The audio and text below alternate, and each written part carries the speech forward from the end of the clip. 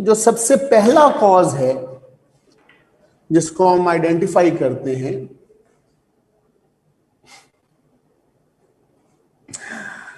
जिसको हम चेंज करते हैं, जिस पर हम बात करते हैं, the first reason is theory of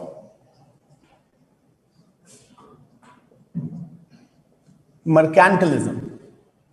Theory of mercantilism. I think actually live classes are also going on and the online things are also going on. They are being wound up. इसलिए थोड़ा सा confusing है. खैर, what is theory of mercantilism? Theory of mercantilism basically a theory that justifies colonialism. Mercantilism सादा से अल्फाज में यह बताती है कि एक colony only exists for the benefit of its colonizers. एक colony only exists for the benefit of its colonizer. Colonizer का लफ्ज मैंने आपको समझाने के लिए रिप्लेस किया है. एक्चुअल थ्योरी कहती है द पेरेंट स्टेट और द मदर स्टेट. तो वो कॉलोनाइजर कभी भी पेरेंट या मदर स्टेट नहीं होता, कॉलोनाइजर कॉलोनाइजर होता है. तो इसलिए ये है कि जी एक कॉलोनी के होने का पर्पस सिर्फ और सिर्फ ये है कि वो अपने कॉलोनाइजर को फायदा पहुंचाए, उसके बेनिफिट के लिए, उसके काम में आए. ठीक है जी, उसके काम में आए, ये उसने करना है. बुनियाद क्या है इस थ्योरी की? बुनियाद ये है कि ये इसलिए किया जाए ताकि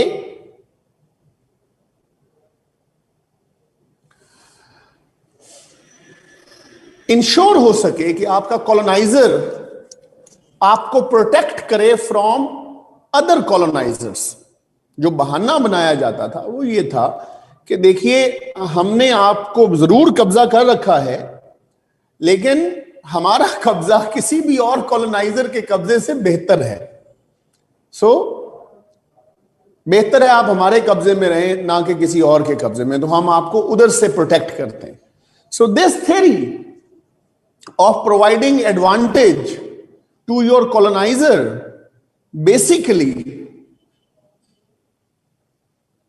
basically justified looting, plundering and pillage of the natural resources of America. सादा है यार, इसमें कोई ऐसी परेशानी वाली बात नहीं है. मर्केंटलिज्म ये कहती थी कि जो कॉलोनी है यानी अमेरिकन स्टेट्स, इस तरह से समझिए, जो कॉलोनीज हैं अमेरिकन स्टेट्स, उनके होने का वाहिद मकसद ये है कि वो अपने कॉलोनाइजर पेरेंट स्टेट यानी इंग्लैंड के लिए बेनिफिशियल हों, इंग्लैंड को फायदा पहुंचाएं. अगर वो ये नहीं कर रही तो उसका उनके होने का कोई फायदा नहीं. और ऐसा वो क्यों करें? क्योंकि इंग्लैंड उनकी हिफाजत कर रहा है बाकी कॉलोनाइजर्स से. तो क्या हुआ इसके बदले में? अगर वो अमेरिका का सारा आयरन निकाल के इंग्लैंड लेकर जा रहा है, तो क्या हुआ अगर sugar, cotton, rice, coffee, dye, each and every natural resource वो उठाकर प्लंडर करके इंग्लैंड लेकर जा रहा है? But being followers of mercantilism you must respect that. तो ये Americans eventually started to raise their voice against it. Americans ने फाइनली इसके खिलाफ आवाज उठाना शुरू की. मर्केंटलिज्म को इंप्लीमेंट करने के लिए डिफरेंट लॉज इंट्रोड्यूस करवाए गए. Navigation act, enumerated act, customs act, Sugar Act, Molasses Act, Cotton Act and what not.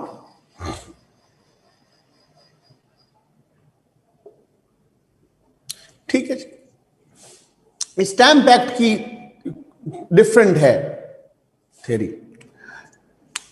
होमेस planted theory तो नहीं इसको कह सकते। इंटरेस्टिंग फैक्ट ये है कि ये थ्योरी देने वाले भी अमेरिकन ही थे, इसको जस्टिफाई करने वाले भी अमेरिकन ही थे।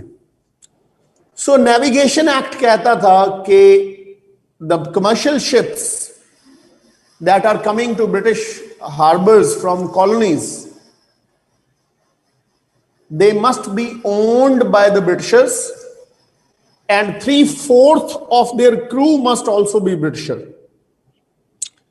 जो वहां से जहाज आ रहे हैं कॉलोनीज से इंग्लैंड की तरफ, उनकी ओनरशिप भी बरतानवी होनी चाहिए और उन पर काम करने वाला 3/4 अमला भी बरतानवी होना चाहिए। ये पहली शर्त रखी गई। तो यहां से वो अदरनेस का कॉन्सेप्ट अमेरिकन को दिया गया कि आप कोई और चीज हैं और हम कोई और चीज हैं। यानी ब्रिटिशर्स को कहा गया कि आप अमेरिकन को कहा गया कि आप वो ब्रिटिशर्स नहीं हैं जिस तरह के हम ब्रिटिशर्स हैं। ठीक है जी। एन्यूमरेटेड एक्ट ने कहा that American colonies can not sell cotton, rice, sugar, coffee and dye. Dye indigo colour, इसकी बड़ी डिमांड थी यूरोप में। सिंथेटिकली अमेरिकन बना लेते थे, उससे पहले नेचुरली जो अवेलेबल था वो कीड़े मार के बनाया जाता था, जो बड़ा मुश्किल था। तो इन्हें कहा गया कि आप ये चीजें एन्यूमरेट कर दी गई और कहा गया कि आप ये चीजें हमारे अलावा किसी को नहीं बेचेंगे। That two is against the basic principle of the trade. सारी दुनिया में हर चीज की प्राइस सेलर डिटरमिन करता है या डिमांड एंड सप्लाई डिटरमिन करती है। इस केस में प्राइस बायर डिटरमिन कर रहा था। तो बायर जब प्राइस डिटरमिन करता है तो वो क्वांटिटी भी फिर खुद डिटरमिन करता है। तो ये भी अमेरिकन इकोनॉमी के लिए कोई अच्छी खबर नहीं थी। कस्टम्स एक्ट कहता था कि जो शिप्स दूसरे मुल्कों से भी अमेरिकन कॉलोनीज को जा रहे हैं, जो शिप्स दूसरे मुल्कों से भी अमेरिकन कॉलोनीज को जा रहे हैं, वो शिप्स भी पहले कस्टम ड्यूटी इंग्लैंड में देंगे, सामान की तलाशी इंग्लैंड में देंगे, फिर अमेरिका जाएंगे। एन्यूमरेटेड थिंग्स मैंने बताई हैं जी। Coffee was an enumerated thing, dye was an enumerated thing, cotton, rice, they were enumerated things, लिखी हुई चीजें। ठीक है जी। इसके साथ तो इनसे अमेरिकन इकोनॉमी ने सफर करना शुरू किया। People started to speak against it. यहां पर ही फिर एक और सीरीज ऑफ लॉज है जिन्हें हम इनटॉलरेबल एक्ट्स कहते हैं। इनटॉलरेबल एक्ट्स, इनमें भी इसी तरह iron act, hat act, woollen act and stamp act आते हैं। ठीक है जी। यार ये इसको को बंद करें, जितनी देर क्लास हो रही। जाए जाए।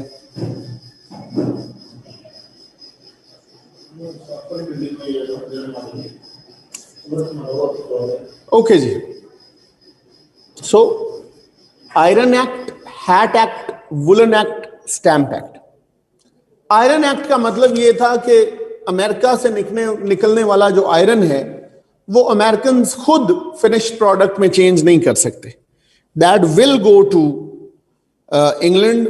उसकी कुल्हाड़ी बननी है, उसका हल बनना है, उसकी द्रांति बननी है, वो वहां से बन के आएगी, बेची अमेरिका में जाएगी। Classic colonial model, classic colonial model.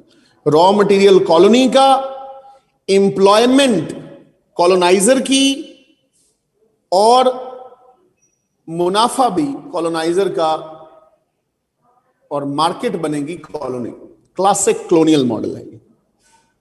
Hat act भी इसी तरह से था, वुलन एक्ट भी इसी तरह से था, एंड फाइनली स्टैंप एक्ट भी। वहां तक मैं आता हूं तो स्टैंप एक्ट में अलग से भी आपको करवाता हूं।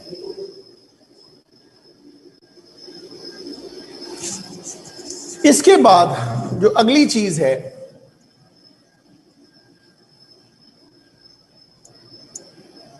वो है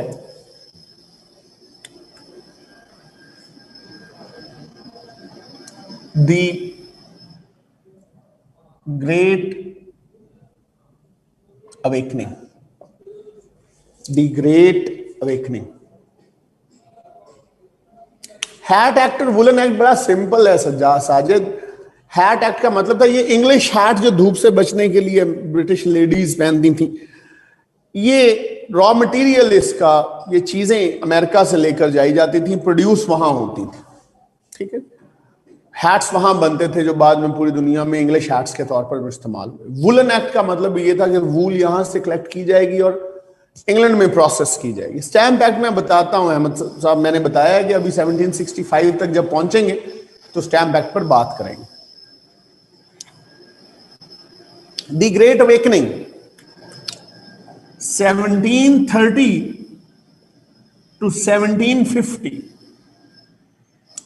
it was the first common American discourse. जो ग्रेट अवेकनिंग है वो पहला ऐसा डिस्कोर्स था, पहला ऐसा हमारा डिबेट था जो पूरे अमेरिका में डिस्कस किया गया। It was not a New York thing और it was not a Virginia's thing and it was not specific to any other one state. ये पूरे अमेरिका में ये डिबेट हुई।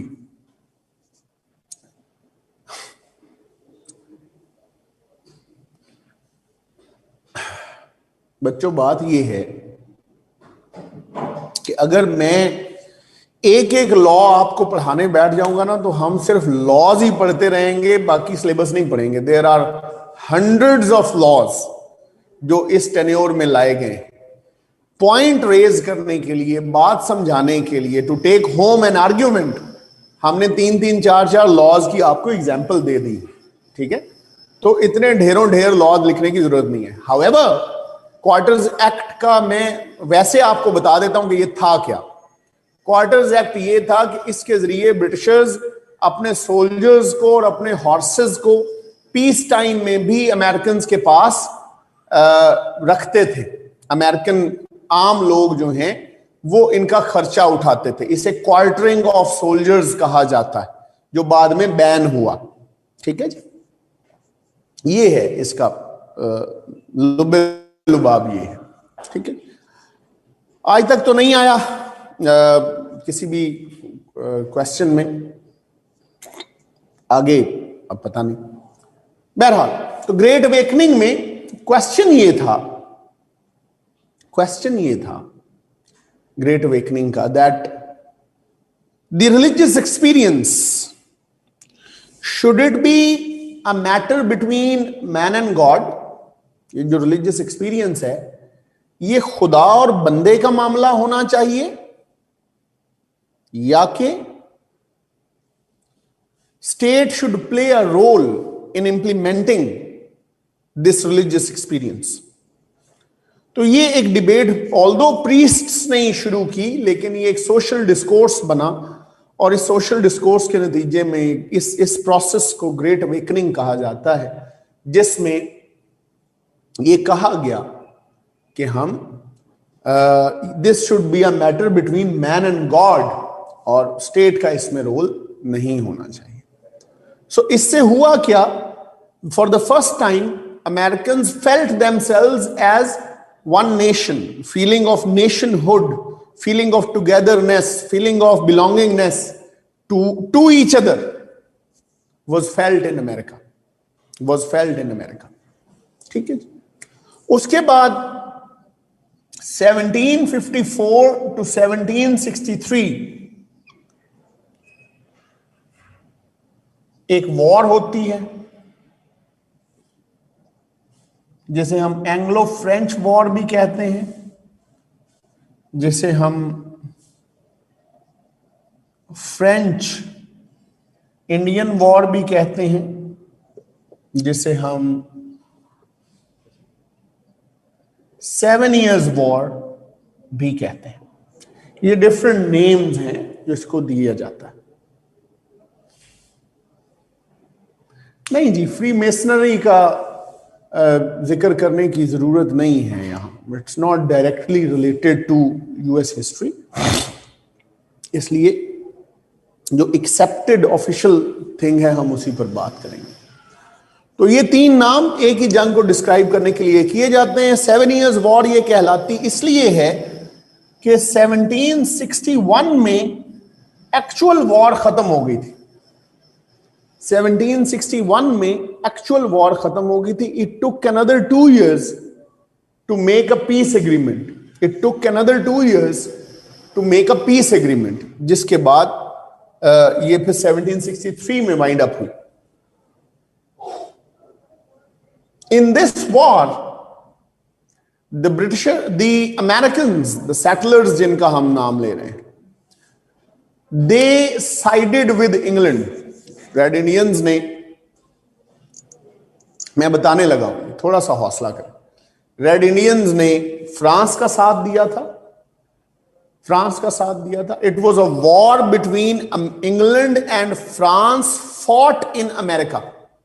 It was a war between England and France fought in America. तो इसमें British जो Americans हैं उन्होंने ग्रेट ब्रिटेन का साथ देने का फैसला किया, रेड इंडियंस फ्रेंच के साथ हो गए। एक्सपेक्टेशन ये थी कि अगर इंग्लैंड जीत जाता है, अगर इंग्लैंड जीत जाता है तो the least they would do, they will provide self government to us. कम से कम जो वो काम करेंगे वो हमें लोकल सेल्फ गवर्नमेंट दे देंगे, लोकल सेल्फ गवर्नमेंट दे देंगे। ठीक है जी, यानी अंदरूनी तौर पर हमें आजाद कर देंगे। This war continued for 9 long years, ended with England's victory, but it was a very costly victory. ठीक, it was a very costly victory. ठीक है, 7 years वॉर थी। इस 7 years वॉर में ब्रिटिश अमेरिकन ने ब्रिटिशर्स का साथ इसलिए दिया था कि वो एक्सपेक्ट कर रहे थे कि इंग्लैंड अगर जीत जाता है तो हमें लोकल सेल्फ गवर्नमेंट मिल जाएगी, जो सब कॉन्टिनेंट के लोगों ने भी आज़ादी से पहले अंग्रेजों से मुतालबा किया था कि आज़ादी ना दें, अंदरूनी तौर पे हमें आज़ाद कर दें, ऊपर आपकी क्वीन बैठी रहे, वी डोंट माइंड। तो अमेरिकन भी यही एक्सपेक्ट कर रहे थे। जंग हुई, खत्म हुई, इंग्लैंड जीत भी गया, but this win was to costly. This win was to costly, too costly. The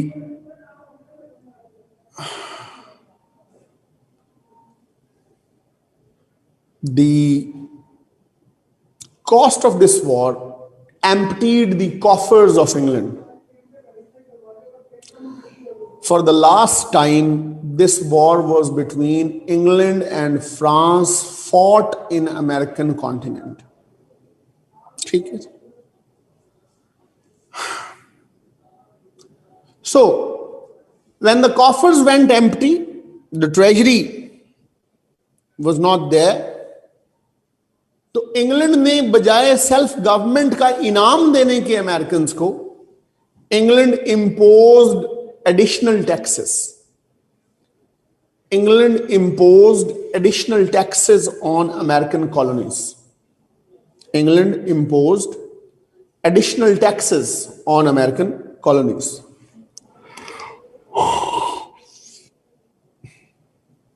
नहीं साजिद साहब, रेड इंडियंस ने ब्रिटिशर्स को सपोर्ट नहीं किया था, सेटलर्स ने, यूरोपियन सेटलर्स जिन्हें मैं अमेरिकन कह रहा हूं, इन्होंने ब्रिटेन को सपोर्ट किया था। Red Indians supported the French to defeat the British side. So additional taxes लगे, अमेरिकन इकोनॉमिक लाइफ और सफोकेटेड हो गई। उसके बाद 1763 में एक रॉयल प्रोक्लेमेशन इशू किया गया।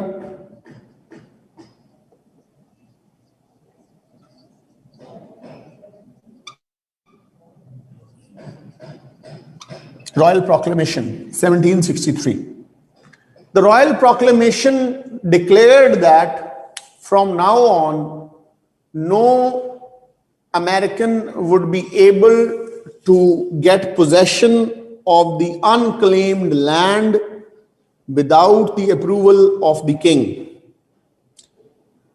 क्योंकि इतने बड़े कॉन्टिनेंट में जो अनक्लेम्ड लैंड्स थी, अमेरिकन उनको टेक ओवर करते थे ऑब्वियसली स्टेट की मर्जी से, और वहां एग्रीकल्चर या इन चीजों से अपनी रोजी रोटी कमाने की कोशिश करते थे।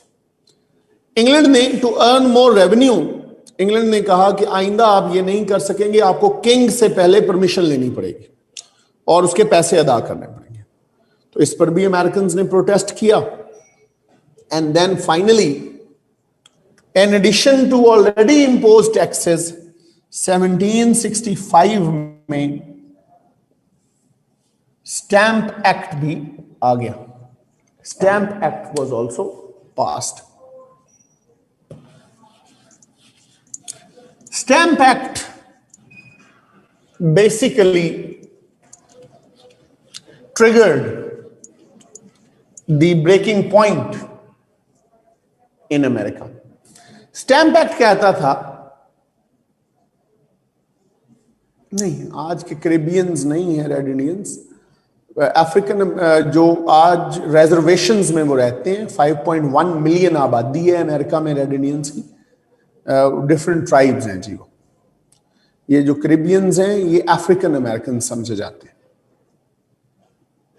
ओके जी, तो स्टैंप एक्ट ने हर तरह की लीगल ट्रांजैक्शन पर टैक्स लगाया। Even if you contract marriage with another person, तो मैरिज सर्टिफिकेट पर भी आपको टैक्स देना पड़ेगा। एक स्टेट से दूसरी स्टेट में जो अशिया लाई जाएंगी उन पर भी टैक्स देना पड़ेगा, जैसे एक मुल्क से दूसरे मुल्क में आप लेकर जाते हैं। तो स्टैंप पेपर पर छोटी से छोटी ट्रांजैक्शन दी जाएगी। ठीक है जी। अमेरिकन के लिए it was too much. American हरिडली called the stamp act Congress 1765, the stamp act Congress 1765। ठीक है, जहां उन्होंने ये डिसाइड किया कि हम ये टैक्स अदा नहीं करेंगे, रेजिस्ट करेंगे। ठीक है जी।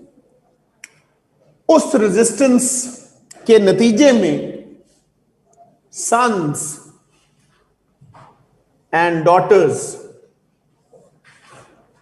ऑफ लिबर्टी नाम का पहला मिलिशिया बना। वैसे पहला मिलिशिया ग्रीन माउंटेन बॉयज को कहा जाता है। पहला जो मिलिशिया है वो ग्रीन माउंटेन बॉयज को कहा जाता है। But the first militia that mattered was in reaction to Stamp Act, Sons and Daughters of Liberty। ये अमेरिका में गलियों में घूमते, स्टैंप ऑफिसर्स से स्टैंप्स चुरा कर भागते, स्टैंप ड्यूटी देने से लोगों को मना करते। इनका स्लोगन था liberty, property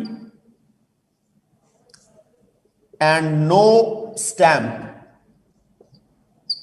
liberty, property and no stamp। हमें आजादी चाहिए, हमें जायदाद का हक चाहिए और हम स्टैंप कोई नहीं देंगे। कलेक्टिवली इस पर इंप्लीमेंटेशन की गई, प्रोटेस्ट्स किए गए एंड फाइनली 1766 में new government took over the reins and the new prime minister forced the parliament to withdraw the Stamp Act. So hence Stamp Act was withdrawn in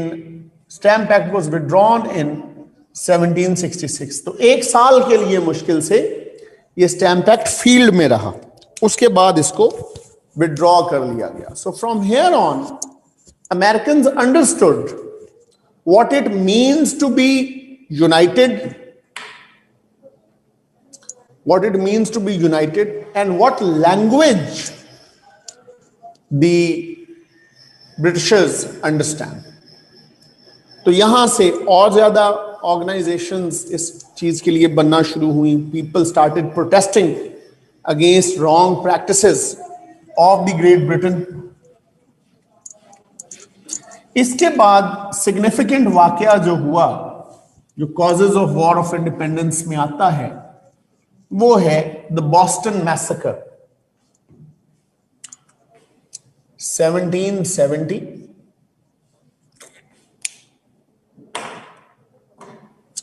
the Boston massacre 1770। Boston massacre में people were protesting against these discriminatory policies peacefully in Massachusetts, Boston, when British Army opened fire on them. किताबें बताती हैं 3 people died and 5 to 8 got injured. कुछ किताबों में 5 है number, कुछ किताबों में 8 है। लेकिन अमेरिकन इसको मैसेकर कहते हैं। अमेरिकन इसको मैसेकर कहते हैं, कत्लेआम। मैसेकर इसलिए कि 2 चीजें हैं। एक, it tells you that how much value they attach to human life, and conceptually it is massacre. जब आप ओपन फायर लोगों पर कर देते हैं तो कितने लोग मरे ये इररेलेवेंट हो जाता है। इंटेंट टू किल एवरीवन जब शो हो जाती है तो उसके नतीजे में मरे भले एक भी, वो रहेगा मैसेकर ही। ठीक है जी। एक सिंपल प्रोटेस्ट था आसान साहब, जिसके नतीजे में जो है वो ये miss directed non proportionate force इस्तेमाल की गई। ठीक है जी। ये मैंने अर्ज ऑलरेडी कर दिया है कि इंटेंट जब होती है मारने की लोगों को तो फिर नंबर मैटर नहीं करते। हम चूंकि अनफॉर्चुनेटली इतने इनसेंसिटिव हो चुके हैं इन सारी चीजों को देख देख के कि हमारे यहां इंटेंसिटी का अंदाजा नंबर्स से लगाया जाता है। तो obviously this also fueled more hatred in the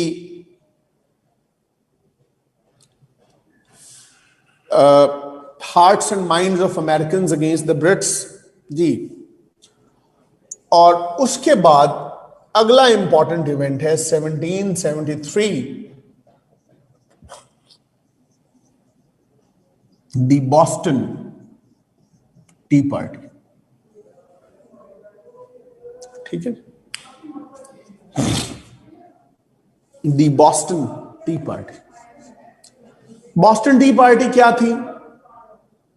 Boston Tea Party में इसका एक सर्टेन बैकग्राउंड है। Basically East India Company was running in losses too, and because of this reason the king wanted to wind up this company, and East India Company was instrument of operation and colonialism सारी दुनिया में। So they did not want कि king हमें wind up कर दे, लिहाजा दे cohorted with some of the members of the parliament कि हमें एक लॉ बना दें जिसके जरिए हम, चाहे अमेरिका की मार्केट बड़ी है, वहां बेच सके, मुनाफा आएगा, आपको रिश्वत देंगे, किंग को पैसे देंगे, किंग राजी हो जाएगा, हम वाइंड अप नहीं होंगे। जिसके नतीजे में फिर टी एक्ट पास किया गया। सब कॉन्टिनेंट में से ये चाय लेकर आते थे, सेलोन से, एल्सवेयर से। सब कॉन्टिनेंट में चाय उस वक्त कोई बहुत ज्यादा कंज्यूम नहीं होती थी जितनी आजकल कंज्यूम होती। हुक्मा की दुकानों पर मिला करती थी दवाई के तौर पे। लॉ ये था, American are coffee people, they are not tea people. उन्हें महंगी चाय जो उन्हें पसंद भी नहीं है नहीं पीनी थी। लॉ ये था उस जमाने में कि जो बहरी जहाज सामान लेकर किसी भी हार्बर पे खड़ा होगा, उस बहरी जहाज ने अपने आप को अनलोड करना है विद इन 21 डेज, 3 वीक्स में। अगर वो बहरी जहाज अपने आप को 3 वीक्स में अनलोड नहीं कर पाता तो ये प्रिज्यूम किया जाएगा कि वो अनलोड होगा ही नहीं, इसलिए उसको एज इट इज इंग्लैंड भेज दिया जाएगा। And then the British government shall ask from that governor that why it couldn't be unloaded. ठीक है। तो ये जो चाय का जहाज था बॉस्टन हार्बर पे खड़ा, इसको भी 20 दिन हो चुके थे एंड दे न्यू कि ये कल हर हाल में अनलोड हो जाना है। सो Americans at night, disguised as Red Indians, came to the harbor and basically unloaded 342 chests of tea into the sea. They emptied these chests into the sea. They emptied this chest into the sea. Hence, when they went back home, they said they were at a tea party. ठीक है जी? They were at a tea party. ठीक है जी? तो absolute terms में 90,000 pounds का नुकसान हुआ, relevant terms में काफी बड़ा नुकसान है जी। स्लाइड्स में मैंने ये क्वेश्चन कुरतुलैन डिस्कस कर दिया है, वही इनफ रीजंस हैं इसकी। ये वैसे भी once in a lifetime किस्म का क्वेश्चन है, तो बहुत ज्यादा इस पे अपनी एनर्जी जाया करने की जरूरत नहीं। So this was the first blatant act on the part of the Americans to defy, ठीक है, to defy British orders and British laws and British decree. So Americans never looked back after this. England reacted with more force as a result, जिसके नतीजे में फिर 1774 में first continental Congress होती है। The first Continental Congress. The first Continental Congress.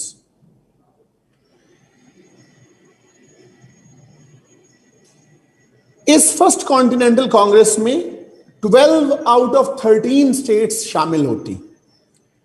12 out of 13 states शामिल होती। Georgia नहीं आ पाता। इसमें कहा जाता है that we will make 2 demands, we will petition the king our 2 demands, if the king agrees then we shall remain his loyal subjects, if the king doesn't agree we shall meet again next year to discuss future course of action. इसको olive branch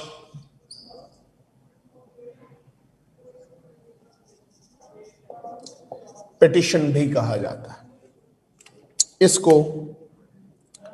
olive branch petition भी कहा जाता है। Olive branch एक idiom है, पुराने दौर में हतमी जंग से पहले एक दफा ऑलिव ब्रांच रेज करके पीस को एक मौका दिया जाता था, तो ये ऑलिव ब्रांच पिटिशन भी कहा जाता है कि आखिरी सुलह की कोशिश। तो 2 डिमांड्स क्या थी? Number 1, withdraw all taxes imposed after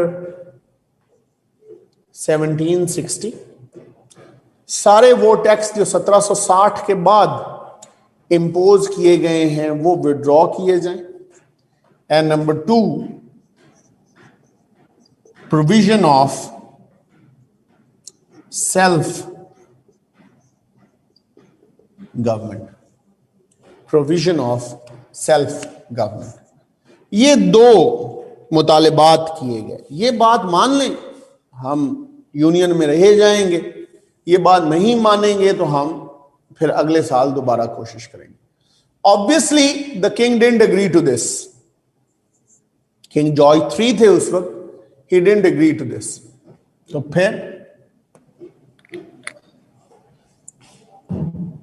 1775 में सेकेंड कॉन्टिनेंटल कांग्रेस होती है।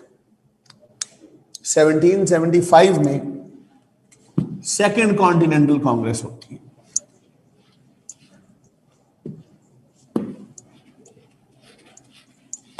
इसमें 4 अहम फैसले किए जाते हैं। Number 1, complete secession from the British Empire.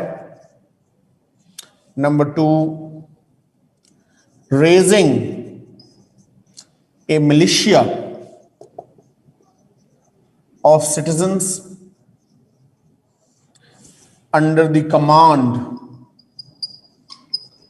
of George Washington, क्योंकि जॉर्ज वाशिंगटन के पास वॉर एक्सपीरियंस था। इन्हीं के जिम्मे लगाया गया कि आपने मिलिशिया रेज भी करना है और कमांड भी करना है। Number 3, printing of currency in colonies. Note जो हैं, जो इंग्लैंड से छप के आते हैं, आइंदा हम खुद छापेंगे। ठीक है जी, आइंदा हम खुद छापेंगे। And number 4, they decided putting all colonies in position of defence, all colonies in position of defence. Empire से हम अलग हो जाएंगे, अपना मिलिशिया रेज करेंगे to fight a war of independence, अपने नोट प्रिंट करेंगे और हम अपनी कॉलोनीज को कहेंगे कि डिफेंसिव पोजीशन में चले जाएं, ट्रेंचेस खोद लें, खुराक जखीरा कर लें, जो मुमकिन हो सकता है वो मुमकिन कर लें अपने लिए चीजें। ठीक है जी, ये तय हुआ और इसके बाद फिर actual war of independence start हो गई।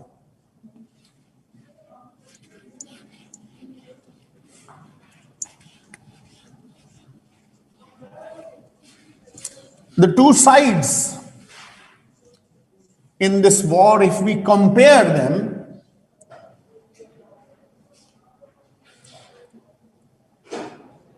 जी obviously the king denied it, that's why second conference की जरूरत पड़ी ना। अगर किंग डिनाई ना करते तो सेकंड कॉन्फ्रेंस की जरूरत ना पड़ती। अगर हम कॉन्टिनेंटल आर्मी को देखें,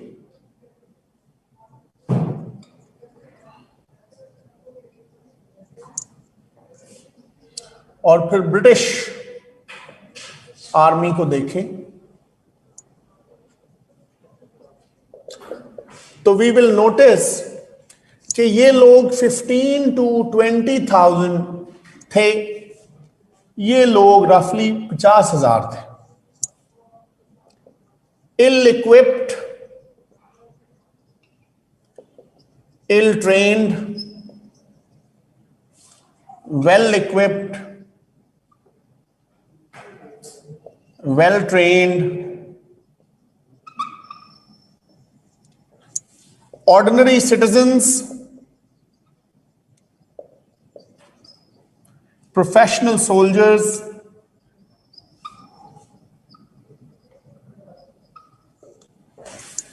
these wore civvies, civilian dresses में रहते थे. They had uniforms.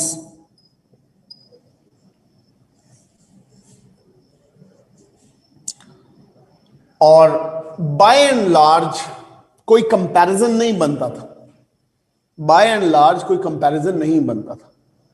The only advantage the continental militia had was the home ground advantage. The only ground advantage the continental militia had was the home ground advantage. तो ये home ground advantage जो है, यार देख लो खुदा के बंदो किधर घुसे हुए हो. 6 दफा मैंने कहा.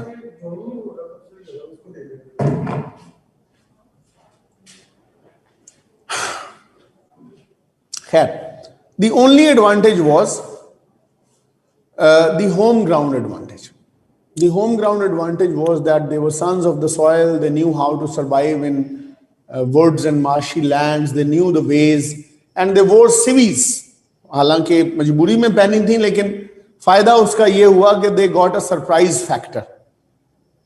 दूर से अगर एक बंदा आ रहा है तो आप बता नहीं सकेंगे कि ये combatant है या innocent civilian है. इन बेचारों के पास इनफ पैसे भी नहीं थे. 4-4 महीने इन सोल्जर्स को वजीफा भी नहीं मिलता था, लेकिन they put up a good fight. George Washington did a great job at motivating them, क्योंकि अमेरिकन जो मिलिशिया है इसमें प्रॉब्लम ये थी कि soldiers were ready to fight for their own states. Nobody was ready to fight for America.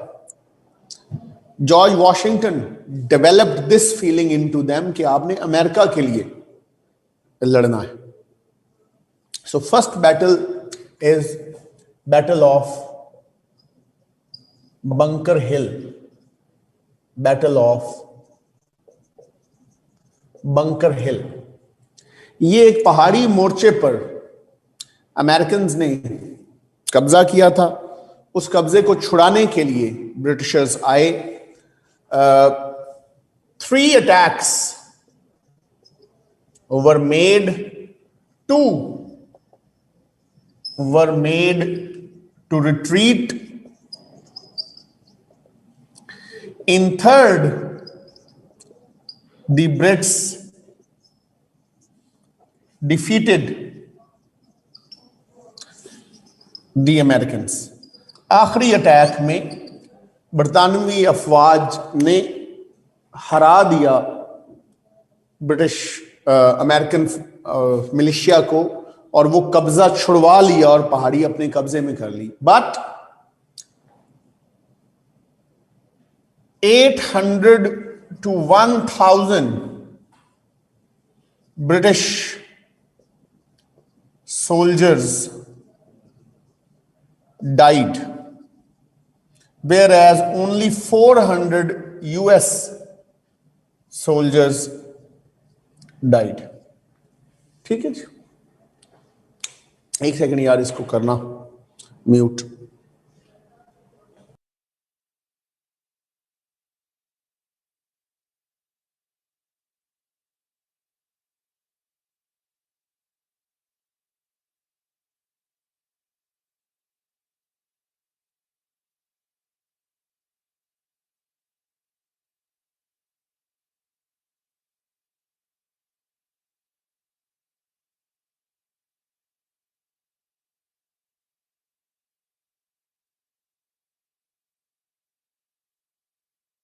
शुरू करें. So, as a result of this, the issue was,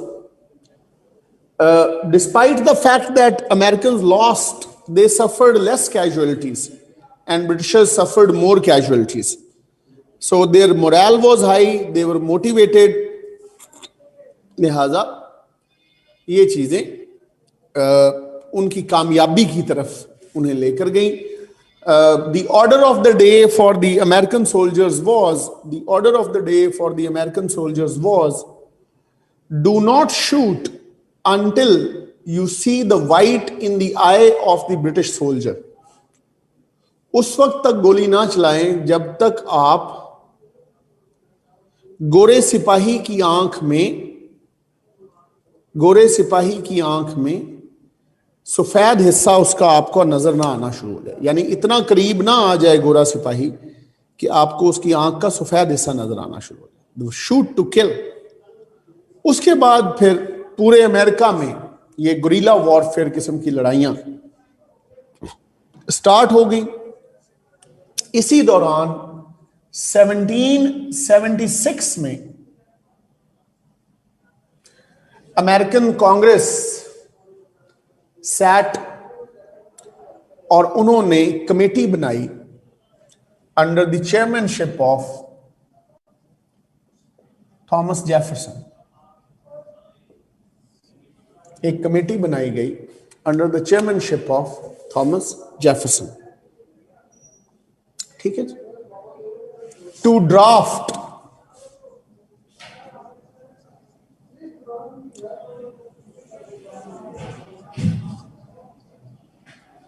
declaration of Independence, to draft Declaration of Independence. उनके जिम्मे लगाया गया, ये 5 लोगों की एक कमेटी थी, उनके जिम्मे लगाया गया कि आपने डेक्लेरेशन ऑफ इंडिपेंडेंस का ड्राफ्ट बनाना।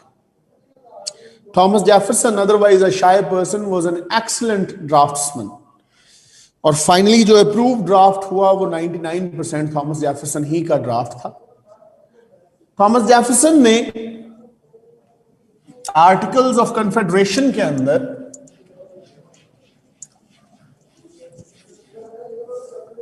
तीन राइट्स को लिख दिया: right to life, liberty and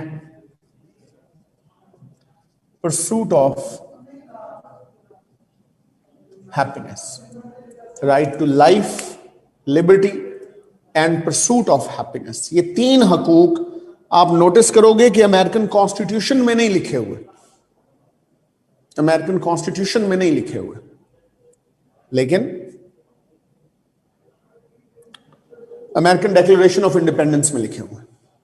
this Declaration of Independence was presented on 1st July 1776 by Richard Henry Lee. जैसे आप कहते हैं ना जी, करारदादे लाहौर फलाम बंदे ने प्रेजेंट की, तो यहां जिसने प्रेजेंट की वो रिचर्ड हेनरी ली उनका नाम था। It took a couple of days for discussion. On 4th July, the declaration was passed. 4th July 1776, USA declared its independence. America ने अपनी आजादी डिक्लेयर कर दी। अमेरिका ने अपनी आजादी डिक्लेयर कर दी। डेक्लेरेशन ऑफ इंडिपेंडेंस पे सबसे पहले साइन किए मिस्टर जॉन हैनकुक ने। जॉन हैनकुक के सिग्नेचर्स डेक्लेरेशन ऑफ इंडिपेंडेंस पर ब्लॉक लेटर्स में हैं। जॉन हैनकुक के सिग्नेचर्स डेक्लेरेशन ऑफ इंडिपेंडेंस पे ब्लॉक लेटर्स में हैं। जब उनसे पूछा गया कि आपने ब्लॉक लेटर्स में क्यों साइन किए हैं, his reply was, I want the monarch to see my name without the spectacles. I want the monarch to see my name without the spectacles and at least double the bounty on my head. और कम से कम मेरे sir पे जो इनाम है उसे दुगना कर दे। 500 पाउंड उसके सर पे इनाम था जो वो चाहता था दुगना हो जाए। तो इसके It tells you two things. One, that Americans were not anymore worried कि अब हमें वापस कभी जाना पड़ेगा या वापस हमें इस एम्पायर का हिस्सा बनना पड़ेगा. They had burnt all their boats when they declared independence. And two, it was beneficial for them in this sense as well, that when they declared their independence, they enabled other countries. They enabled other countries to recognize them and then help them. To recognize them and then help them. So this was done by the French. France ने in America को फिर recognize भी किया और 1778 में France and USA entered into a joint defense pact as well. एक मुश्तरका दिफा का मुआहदा भी किया कि फ्रांस पर हमला अमेरिका पर हमला होगा, अमेरिका पर हमला फ्रांस पर हमला होगा. 1 जुलाई को जी करारदाद प्रेजेंट की गई थी कांग्रेस में बहस के लिए. ठीक है जी. तो यूं और उसके बाद फिर फ्रांस ने अमेरिकन फोर्सेस को सपोर्ट करना शुरू किया. उनकी ट्रेनिंग, उनको मैन पावर, उनकी वेपनाइजेशन, ये फ्रांस ने हेल्प किया अमेरिका को वॉर ऑफ इंडिपेंडेंस में. स्पेन ने भी किसी हद तक जो है वो इस पर सपोर्ट किया था. इसी दौरान 1777 was the year that after the year of independence in 1776, in 1777 America drafted its first semi-constitution as well. America drafted its first semi-constitution as well. उसको हम कहते हैं Articles of Confederation. Articles of Confederation. Articles of Confederation. ठीक है जी. ये Articles of Confederation 10 साल नाफिजुल अमल रहे, from 1777 to 1787 when the new Constitution of America was made. ये एक singular document था, Articles of Confederation. All the powers were vested in that joint Congress. So इससे काफी complications बाद में आई. However, ये अमेरिका का पहला kind of a constitutional document बहरहाल है जो fully implemented सिर्फ 4 साल रहा, क्योंकि 77 to 81 तक वॉर रही, फिर 2 साल पीस की निगोशिएशंस रही. तो 83 में पहली दफा पीस टाइम में आर्टिकल्स ऑफ कन्फेडरेशन को इंप्लीमेंट किया गया. तो 83 to 87 ये इंप्लीमेंटेड रहे. समझ लग गई ये काम के नहीं है. फिर 87 में फिर नया कॉन्स्टिट्यूशन लाया गया, उस पर भी आगे हम बात करेंगे. खैर, ये सारा कुछ साइमल्टेनियसली हो रहा है when America is fighting it's war of independence. ये सारा कुछ साइमल्टेनियसली हो रहा है when America is fighting it's war of independence. Finally,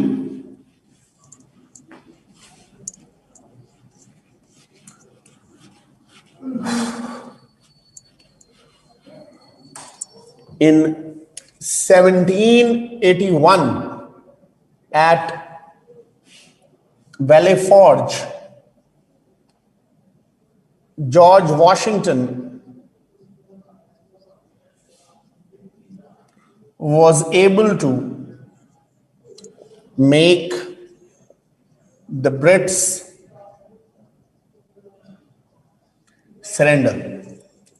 तो 1781 में जॉर्ज वॉशिंगटन की फोर्सेस ने ब्रिटिशर्स से सरेंडर करवाया. आखिरी दिन तक भी जॉर्ज वॉशिंगटन अपनी फोर्सेस के साथ मिलकर, despite being a general, trenches खोद रहे थे, काम करवा रहे थे. यूनिटी जो उन्होंने इन्फ्यूज की इस रैग टैग मिलिशिया के अंदर, वो असल में उनकी लीडरशिप स्किल थी. वो असल में उनकी लीडरशिप स्किल थी. सो 1783 में फाइनली जो है वो अगली ट्रीटी ऑफ, पिछली ट्रीटी ऑफ पेरिस 1763 में हुई थी, जिसके नतीजे में जंग खत्म हुई थी, एंग्लो फ्रेंच वॉर। अब ये ट्रीटी ऑफ पेरिस होती है 1783, ट्रीटी ऑफ पेरिस, जिसके जरिए America was recognized as a sovereign independent country. Territorial adjustments were made between America, England, Spain, and France. Territorial adjustments were made between America, England, Spain, and France. So ये एक grand scheme of peace थी, जिसमें तीनों उस वक्त की colonial powers और newly emerged country ने अपने अपने बॉर्डर्स को रीइस्टैब्लिश किया और अपने अपने इलाकों को दोबारा रिकॉग्नाइज किया। सो फ्रॉम हेयर ऑन फिर अमेरिका में आर्टिकल्स ऑफ कन्फेडरेशन के तहत पहली हुकूमत बनती है कांग्रेस की, जो बहुत सक्सेसफुल नहीं होती। जॉर्ज वॉशिंगटन कहते हैं Articles of Confederation are woefully inadequate and a rope of sand, woefully inadequate हैं और रेत की रस्सी हैं, ये हमें ज्यादा देर तक इकट्ठा नहीं रख सकेंगे। So to fix this problem in 1787, 55 gentlemen gathered in Philadelphia, America's first capital, to discuss the problems of Articles of Confederation and find solutions. ठीक है। This event later on came to be known as Philadelphia Constitutional Convention. Philadelphia Constitutional Convention. So इस convention में ये 55 लोग debate करते रहे on how to fix Articles of Confederation, but eventually they ended up creating a new constitution. क्योंकि Articles of Confederation was full of defects, उसमें बहुत सारे मसाइल थे।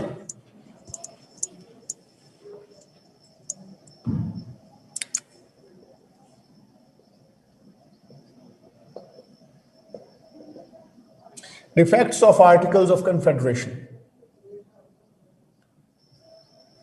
Number one, no central executive authority. कोई वजीर आजम, सदर, बादशाह, किंग टाइप की चीज नहीं था। So there was no central executive authority जिसके पास आप जा सकते, जिसको आप बात सुना सकते। कांग्रेस ही सब कुछ थी। ठीक है। तो एक तो ये बुनियादी वजह थी आर्टिकल्स ऑफ कन्फेडरेशन के फेलियर की। No central control over foreign policy. वफाक का फॉरेन पॉलिसी पर भी कोई कंट्रोल नहीं था। सारी रियासतों ने अपनी मर्जी से फॉरेन रिलेशंस बना रखे थे। No central control over international trade and commerce. So वफाकी हुकूमत ये भी चेक नहीं कर सकती थी कि बाहर से क्या अंदर आ रहा है कन्फेडरेशन ऑफ अमेरिका के और क्या बाहर जा रहा है। उसमें भी स्टेट्स खुद मुख्तार थी। Number 4, no central judiciary.